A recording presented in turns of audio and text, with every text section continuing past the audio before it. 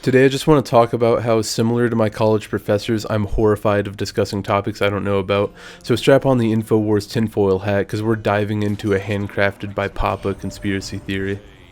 I was talking to my brother recently about space, and I got that feeling that we all feel every once in a while, the existential dread that you fucking exist. I exist, everybody exists, we're living on a planet. You are currently living on a rock barreling through space, unsure if there's anything in our vicinity that we could call life. For what we know about the universe, just like you at the middle school lunch table, we're alone. But this led me to talking about extra-dimensional beings. So we live in a three-dimensional world, right? We're able to observe things in lower dimensions than us, the first, second dimension, all those, but not anything higher than the third. So like, we can't observe fourth dimensional beings if they exist or something like that, right? Now, there's totally a chance, there's absolutely certainly a chance that a fourth dimensional being is standing right here watching me talk to myself. There absolutely could be a fourth dimensional being watching me beat my meat every other afternoon, but fuck. Ghosts. Ghosts have been reported by a lot of people, but like, what if ghosts as we know it are fourth dimensional beings or some aids like that? We can't observe higher dimensional beings with our sight, but we'd be able to hear them. So just so I can clear it up, I'm not insane. I don't want to sound like I'm fitting the Alex Jones brand tinfoil butt plug right now. I'm just exploring the idea while I'm in this existential state. And all of us have those moments where we're inside our house, everybody's alone, your parents aren't there to protect you, and you hear a sound come from another room.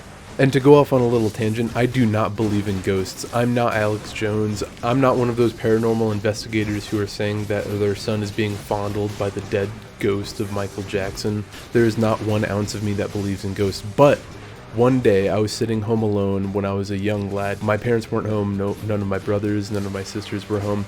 And I was browsing YouTube, just watching some videos. It was dark out.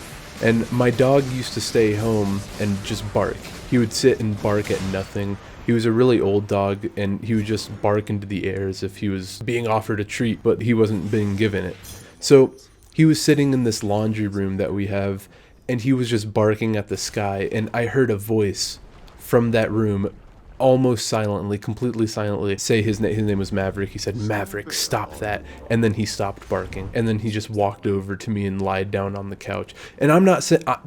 There's not one part of me saying that that was a ghost. The only thing I can say for certain, though, is that the shit wanted to take refuge in my underwear at that moment.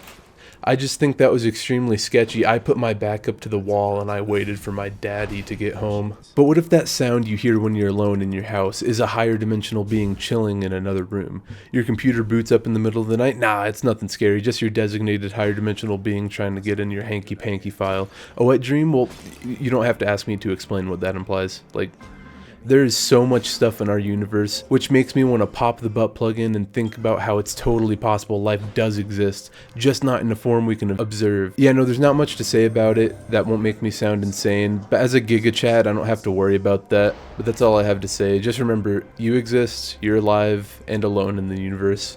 Peace.